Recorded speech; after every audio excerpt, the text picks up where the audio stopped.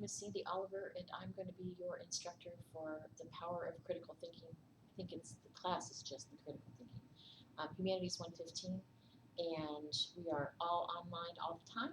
And so I'm going to give you some recordings of lectures and some other helpful stuff up on our Blackboard site, just to get things kind of rolling. And what I want to do today is what we would normally do in our first day stuff. So I'm going to walk through the syllabus, so make sure you go and print that out, pause, go print that out, whatever. Have it up next to you, whatever. There's going to be some things in there that you're going to be interested in, things like how am I going to grade the course, and what are we going to do in the course, and late work and attendance and all that fun stuff. And it's all in there. And we're going to walk through a little bit of the schedule, kind of a bare bones schedule for at the very end. So hang out for that at least for so you know what you're up against. Speaking of up against, I think the best advice I can give any student, whether you're a first time student taking a summer course, wow, baptism by fire a little bit there, or if you've been doing this for a while and this is a refresher or whatever, get organized early, preferably the first day of classes. Make sure that you have your books, make sure that you have access to whatever kinds of equipment or implements or whatever. Have a planner. I know you can probably do your calendar and everything great on your phone. I'm a little more old school than I would like to admit most times. I like to write things down. I'm a kinesthetic learner though, and so writing things down to me is like touching them and feeling them, and I can see them.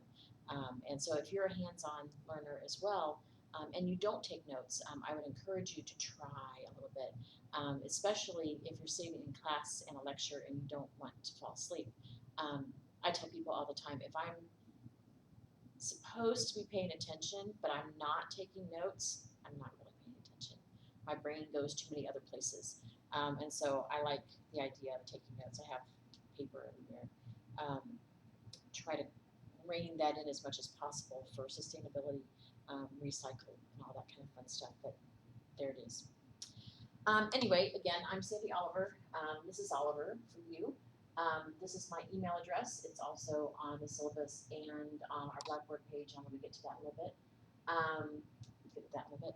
So my background is I've been a student for a long time. I was a non-traditional college student. I didn't start my undergrad work until I was 27. And I was the first person in my family, my immediate family, to actually go to college. And so I'm a first generation college student. My mom graduated high school, my dad did not.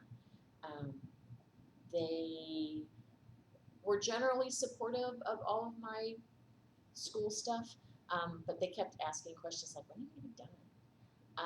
And I don't ever plan to really be done learning, so that's a good thing. Anyway, I did my undergrad at the University of Alaska, Anchorage, and I did a master's degree in literature there, and then I went home. My home is in Ohio. You knew as soon as I opened my mouth that I'm not from around here, and so that's okay. There's lots of transplants here in North Carolina, and I'm one of them. I've been transplanted a few times. Home started out in Akron, Ohio. I moved to Alaska, basically to get away from my family. There's lots of reasons for that. And then I moved back to Ohio for a few years and did my master's in composition. I love teaching writing. And I think, honestly, pretty much every course that you take is in some way teaching you to communicate in a different way. And whether that's through your welding or cosmetology or IT or the hundreds of degree programs we have here. Whatever it is, it's a new language. It's a new way to communicate. There are things that you can say in shorthand, or some would say in jargon, that somebody who's in your program will get right away. That's learning that language. And so I teach writing classes, English classes, and critical thinking classes, humanities classes. This is actually my favorite course to teach. because it's a little bit of everything. And it's a little bit of literature, it's a little bit of reading and writing and figuring things out, analysis, even a little bit of math, all hinged on philosophy and worldview, which is just your philosophy of life. So anyway, I love teaching this class because we get to do a lot of different things.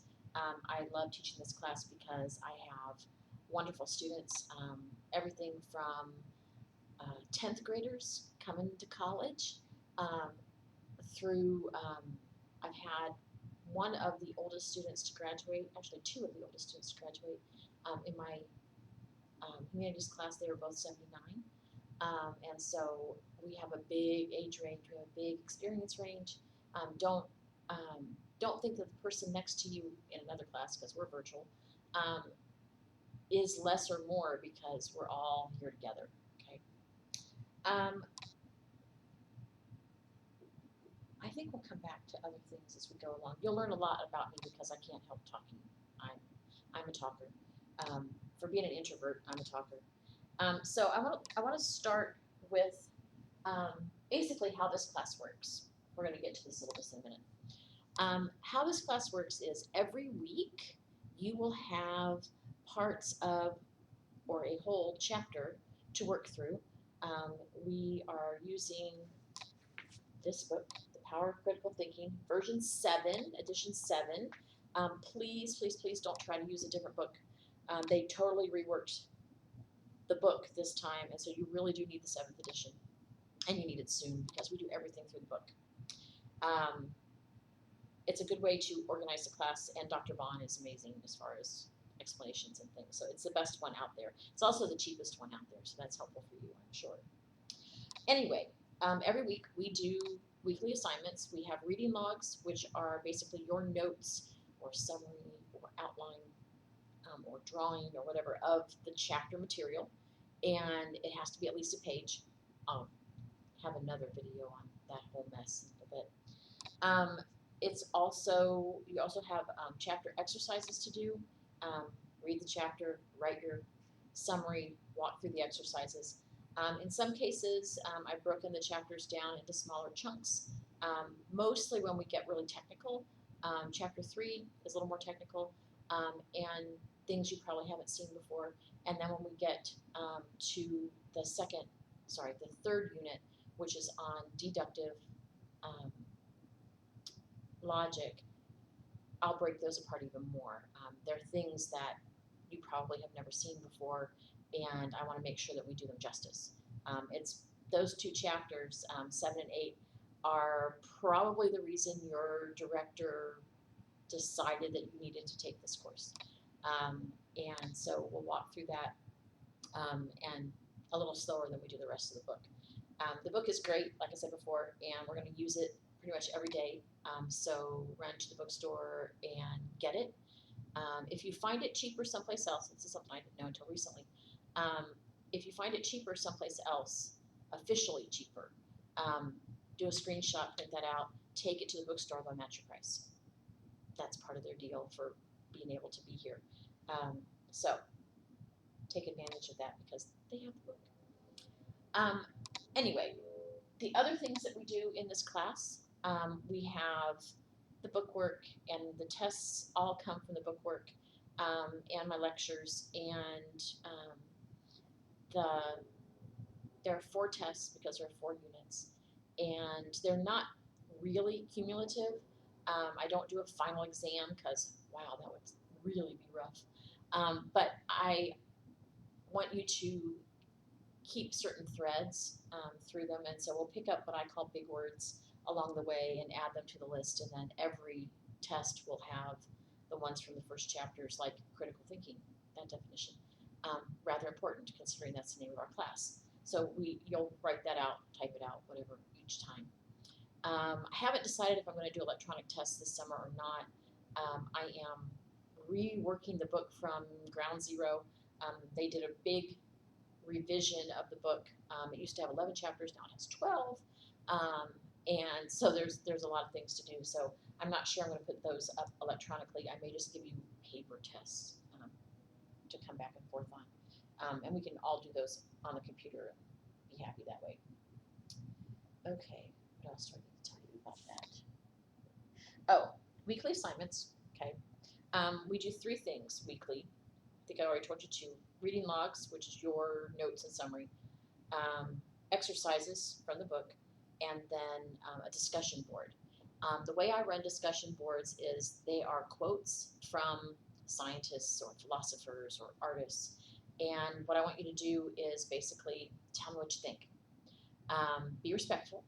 I chose them for a reason. They're not just random. And then you're going to reply to at least 2 of your classmates' posts. I have explanations and such on that. I'm going to do another video on the regular assignments, so you can look for that. But under major assignments on Blackboard, you'll have that list, and you'll have helps and things to look at. And when I have them, student samples of the various assignments and things, so you can see how that's supposed to look. And then we also have 3 papers. And I know it's a lot of work, but this is the standard for Humanities 115 at the different universities that you might go to. And I just think most people are either really good test takers or good writers. And I want to make sure both sets get a chance for that. If you are neither a good test taker nor a good writer, then really make sure you do the homework well, and that helps a lot too. I'm going to talk about grading a little bit, but that's a different thing. Okay, Blackboard. I run my weeks on Blackboard from Monday to Thursday, and you'll see those dates up there. That doesn't mean those are the only days you can work. Okay, my rationale for this is we have 3 major types of religions in the world, but here in the United States as well. And they have for their holy days either Friday, Saturday, or Sunday. I don't want my students to think that I expect them to work on their holy day. Okay. I also don't want to work on my holy day, which is Sunday.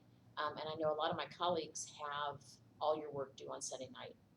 I hope that by having most of your work for summer is due either Tuesday or Thursday by midnight, 11 to 9 p.m. Okay.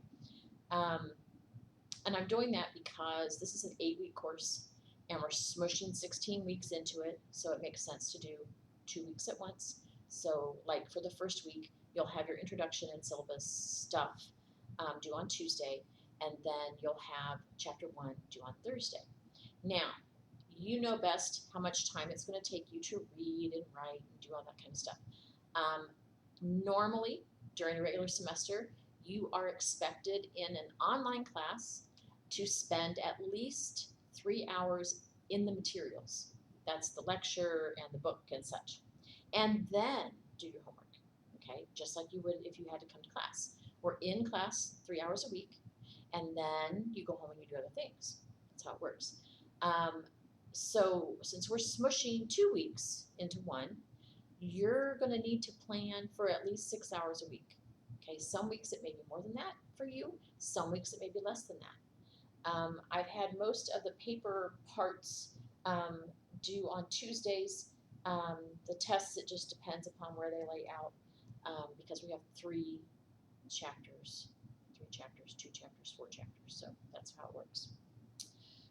Anyway, on Blackboard, we do all of our work through Blackboard. Okay, you'll have access to these videos through Blackboard. They're on YouTube, but you know, whatever that does. The assignments will all be set up by weeks. You know what to do that week.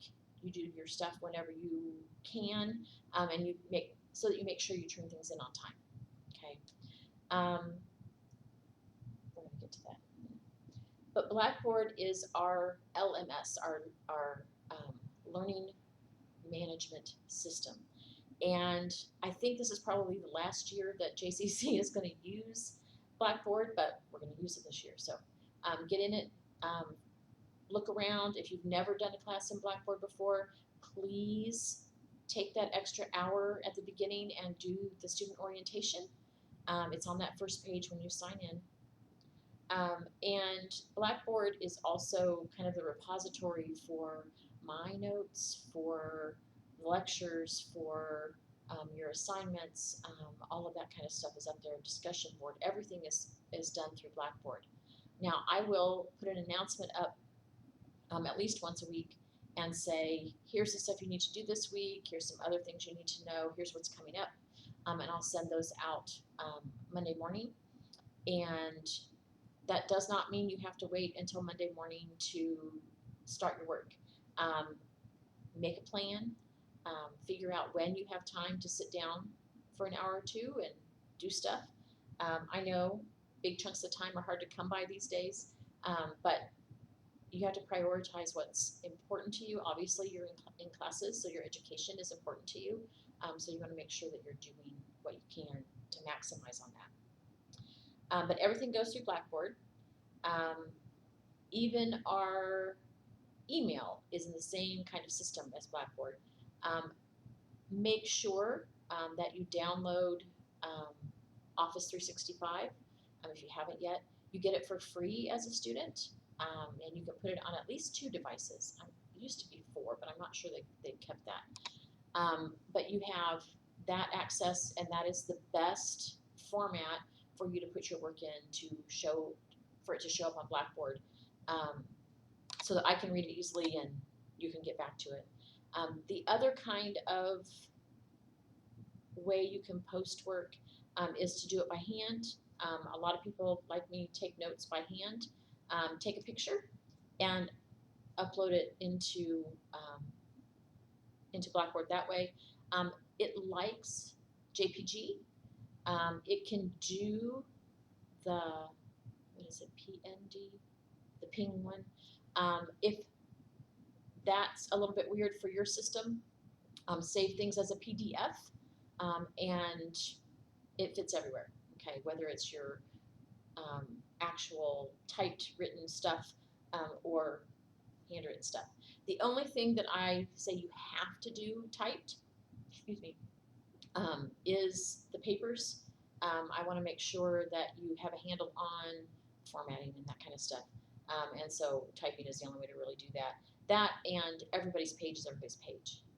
And I want to get to that when I talk about the papers here in a little bit. But anyway, okay, so Blackboard is the end all be all. That's where we're going to be all the time. Now, if you have your syllabus, and that's also where you're going to do this enrollment verification quiz. It's a census quiz. It's up there on the getting started part under weekly lessons. And our census date is the end of the first week of class. Okay, so we start on May 16th. And our census date is the 19th. That means you have to do something substantial in Blackboard. You can do the introduction posts and that kind of stuff, and that counts. Our system folks would prefer that you do the EBQ. I think it's 10 questions. The only one that's really super duper important is the very first one, because it says that you have read the syllabus and you agree and it's all your responsibility. And if you don't check that, we have to have talk and figure out what we're going to do. And sometimes you don't get to stay in class. So anyway, census date is the 19th. You have to have entered the class by midnight on Thursday in order to stay. So that's how that works. Our syllabus, if you don't have that printed out, pause and go back and do things. It's the legal document, so there's a bit of rambling in here. Some of that rambling is mine, but anyway. We are part of USET, University Studies and Educational Technologies, because we're the ones who do the AA and AS degrees and do all the background stuff. And yeah, anyway. So your syllabus, this is Humanities 115, IO 123, depending. This is a 3-hour class, a regular lecture class, no labs or anything like that. And let's see if I wrote this down somewhere. Maybe. The last day for you to drop is June 26th. Our class runs from May 16th to July 14th, so we're an 8-week class. A lot of the summer classes are 10-week classes, so you need to look at your schedule and see what your end dates are so you're not confused and not holding out on things and you miss the end. It's always very sad when that happens. Okay, I have notes everywhere, so that's kind of my, I walk off camera, I'm sorry.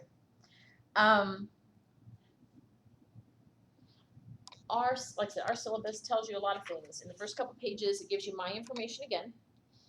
I don't have an office because I'm an adjunct.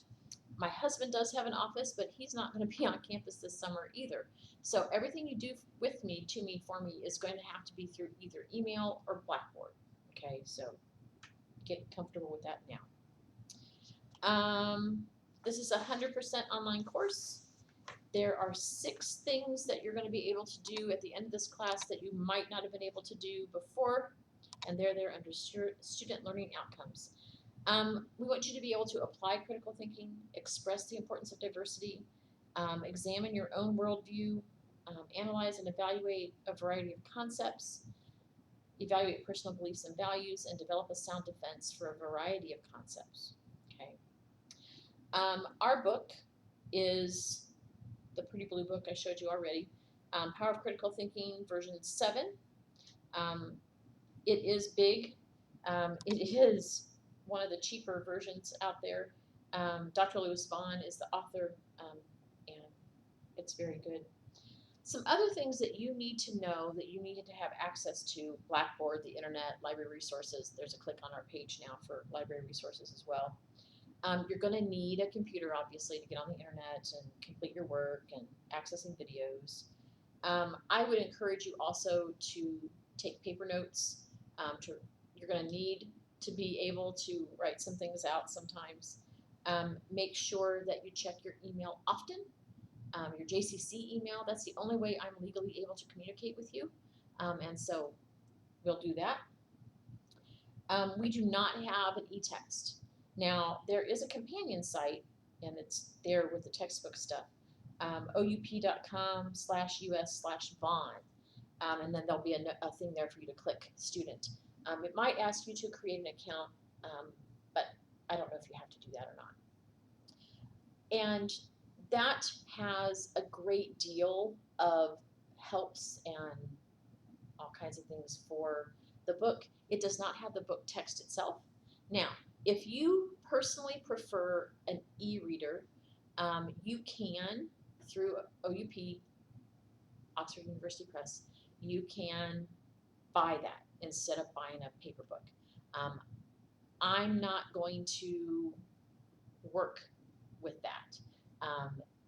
We use a paper book. I think it's important for students to be able to have that tactile occasionally. I'm a holdout, I know, but anyway. We work through inductive and deductive reasoning, Venn diagrams, truth tables. We evaluate written documents. We make our own, figure them out, and then that's kind of how that works. Let's see. I like to stay in order. If you're in the syllabus, it's probably page 4 or so. I do take late work. I'm not a fan of late work. Obviously, makes it harder on your teacher to get stuff done when I've got to go back and remember what in the world. But anyway, I do take late work because I know we all have a bazillion other things going on in our lives, and sometimes they have to win out over school. Not always, though. School can't always be last on the list, or why are you here? Okay, it has to be some sort of a priority. It has to win occasionally, and so I do take late work. You have to ask for an extension. You can still turn in work after the due date if you don't ask for an extension, but there will be penalties, 10%, and it's not eligible for extra credit. Now, I don't give extra credit assignments, but I do give extra credit for extra work. So if you write more than a page for your reading log, if you do more of the questions in the exercises than I asked you to do, bug getting at my teeth. If you, on the test, I ask you for 2 paragraphs for a mini essay and you give me 3, or they're really awesome 2 paragraphs, that kind of thing. I give extra credit for extra work, but if your paper is late, if your homework is late, it doesn't get that extra credit thing. Now, if you email me prior to the due date, and I'm not a big stickler for it has to be 6 hours. No. You figure out at 11 o'clock that it ain't happening, email me and say, I'm going to need an extension for this, and give me when you can have it done. Okay? I need an extension. This is due on Tuesday. Could I have until Friday so I can be on time for Thursday stuff? Sure, no problem. Okay? And we'll go through those kinds of things. Now, I do, in the summer, I only have a midterm. I only do nothing from these chapters can be turned in after the second unit, and then the rest is because we're head down and running the whole time. If you get behind, it's really going to be hard to get caught up, unless you can take a day off and just dedicate. Our due dates are usually on, well, for summer will be Tuesday or Thursday by 11:59 p.m. And so work, turn things in. You can work ahead. I hope to have at least the first half up before we start. I think I already told you this is a brand new, whole rework of the book. And so I'm starting from scratch and moving forward. So there's no rest for the wicked here. But anyway, I'm going to try to be at least 2 weeks ahead of you. I hope to have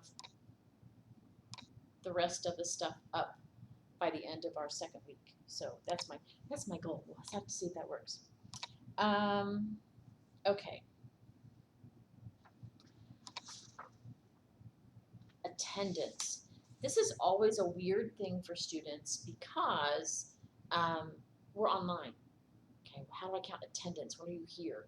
Well, your attendance is measured by when you turn things in. Okay, when you get done with the deliverables. And so you need to turn in at least one of the assignments for each Tuesday and Thursday. Okay. Now, summer classes are weird because we are compacted and we're very fast and we have to have things done. But that means something that is actually due on Tuesday needs to be turned in on Tuesday or by Tuesday. Something that's actually due on Thursday needs to be turned in on Thursday. And I'm going to split the discussion boards so that the posts are due Tuesday and the replies are due Thursday. So if you do that, you're covered for our whole actual week. If you miss more than 2 weeks, I have to drop you. The state requires so much of attendance. Okay, you have to show that you've been here for things. But that's how that works. If you miss more than 2 weeks, I have to drop you. We don't do excused versus unexcused absences here at JCC, and although I can be a little more accommodating, compassionate than that, and I tend to be a little too compassionate, but that's okay. Students who are participating in other things outside of campus, you need to make sure that you're getting your work done.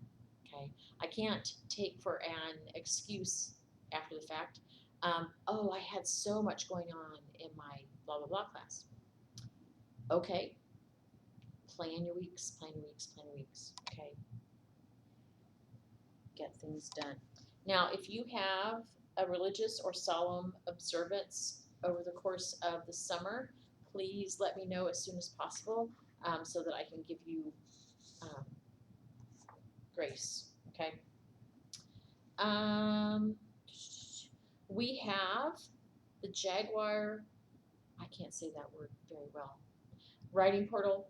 It's a free writing tutorial service available to all JCC students.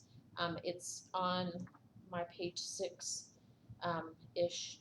And so it's over in the Academic Skills Center in the library. And they do, you can come and sit with a tutor, or you can send things into them. It's a 48-hour, 2-day turnaround, and that doesn't include the weekends. Okay, so you can't give them something on Friday that's due Monday and expect them to have it done for you. Okay, so there's a whole ta-da. We also have something that we affectionately call EARS, the Early Alert and Retention System. Usually that comes in the form of progress reports. I don't know if they're going to do that for the summer or not, but there are things, and that's also run through academic skills. You have to know that there are tutors available for free in the Academic Skills Center. My advice to you is get in and get one settled and scheduled right at the very beginning, and it's very helpful. Okay. One other thing, and I don't think it's in here, we have disability support services here, and if you need extra help in being able to participate in class to the best of your ability, they're the people you need to talk to about something like a high school would call it an IEP. Here, it doesn't go on your record. Nobody will know looking at your transcript that you ever got services from them. But if you need distraction-free testing and that kind of stuff, they can do that for you. And that's a good thing to work on. Now, grades and grading. Go back to page 3. I know, I put this up there on the board out of order. I have given up on the Blackboard system being able to do the math correctly to keep your grades going. So I update what I call the Blackboard current Levy grade. So I will put up there when I figure grades, usually after each test, I go in and I see how everybody's doing and I do your average. If you need it more often than that, you're in a program that requires you to show grades and attendance and that kind of stuff, let me know. I can do that for you. And we go from there. The layout, though, is the same. The assignments are, you have 3 papers, 10% each, 4 exams, 10% each. The reading logs themselves are 10%, spread over the whole semester. Same thing for homework, 15% for exercises and drafts, basically, and then 5% for discussion board. And the total is 100%. It adds up, I promise. I don't really use a point system for grading. It's all weighted. I'm reasonably sure how much our homework is going to end up, how many points the homework is going to end up being, but it shifts, and so that's the 15% there. The reading logs, I don't know now because it used to always be 13, but now I have 12 chapters, and so it might be more than that. It'll definitely be more than that, so we'll have to see how it goes. Course grades at JCC are delivered through WebAdvisor, which I think will turn into self-service here shortly. And it's a 10-point scale. So you have to have a 90.0 to get an A. I round up tests and such all semester to give you your best grade. But if you get an 89.8, it's a B. Sorry. I always have somebody or multiple somebodies who max things out at 103% or something like that, and I won't do the 89 thing. Do your work on time, do your work with integrity, should be just fine, right? Okay. I make every effort, especially in the summer, to get your grades, get things graded so you can move on to the next, especially rough drafts and such. Now the study guide and the test are due on the same day. So that's up to you. If you have questions about whether you're doing something correctly, you need to email me and ask. But that's the thing. The My Grade section of Blackboard, you can check and see what you're missing, what your grade is. If any of them get that little blue hyperlink line under them, that means I've left you a message. Mostly it's good news. If you get a 1 on an assignment, that usually means you gave me the wrong file or I couldn't open it. And then if you make a decent stab at all the things I've assigned on the exercises, you'll get your 20 points, which is homework points or 20 points apiece. If you skip some, you don't answer the questions, you don't answer all the questions, whatever, you'll lose a couple points there. That's just how it works, okay? You can actually get extra credit on reading logs by writing more than a page, which shouldn't be hard for anyone, really. I have 30 pages of notes for the first unit, so the first 3 chapters. So, you can be done. Okay, then we go back to this student concerns. If, bottom of page 6, if you believe I've been unfair to you or I've offended you in some way, come to me first. That's what this is for. Faculty first. Come to me first. Tell me what I did wrong. I'll do my best to accommodate and fix. I know I make mistakes. I know, especially when I'm tired or in a lot of pain, and I'll fill that in a little bit. I tend not to be as sweet and nice as I should be. So, if I've said something sharp or if I've done something you think is unfair, please let me know and let us reconcile that. If we can't figure things out and reconcile to both of our satisfaction, then we need to go talk to my director, Elizabeth Baker, and her phone number and all that's on there. And if the 3 of us can't figure things out, then we go to our Associate Vice President, aka Dean, Dawn Dixon, and there's a whole grievance process that way as well. The big deal is be a grown-up, tell me what I did wrong, okay? I am more than happy and eager, able to make amends, ask forgiveness, fix what I've messed up, and we can move on then.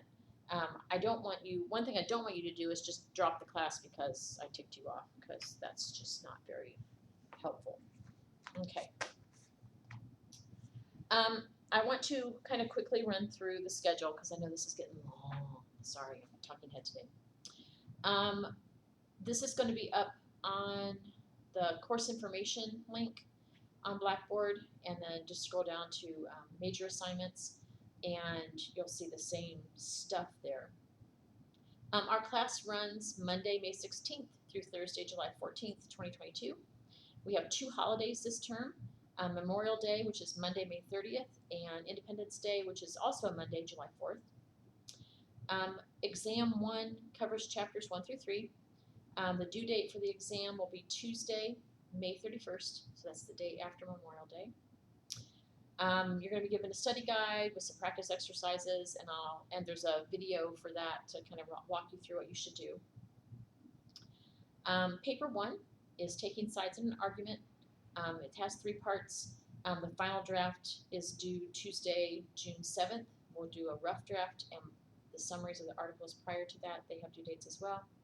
Exam 2 covers 4, 5, and 6, chapters 4, 5, and 6.